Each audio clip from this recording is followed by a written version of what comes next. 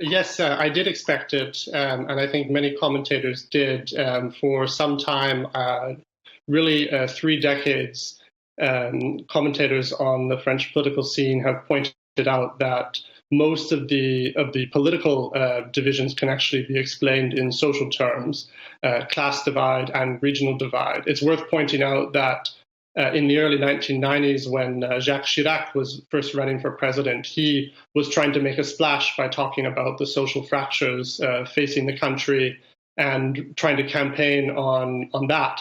Of course, those are the same issues that we face today, so not a lot of resolutions have come about.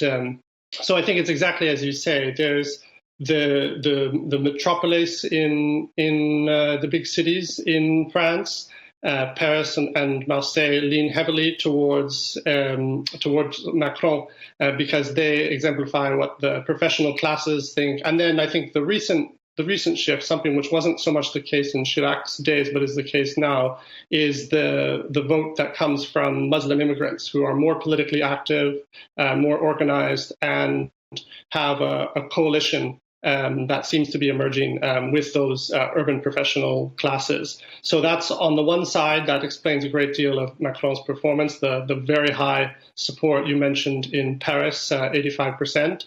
But on the other hand, it also explains the division, that when you move out into the smaller towns, the countryside, what was sometimes called La France périphérique, peripheral France, the peripheral France outside of that, you see a very different political landscape. So that's really becoming the fundamental divide, is those two sides. In the cities, I would say it is important to note Jean-Luc Mélenchon's score in the first round, which was, he did very well. And his support was largely urban, largely from the professional classes, and that component of Muslim immigration as well. So what we see, I think, is a case whereby the city is split on largely ideological lines. The professional classes will either vote for the left-wing candidate or they'll vote for the liberal candidate.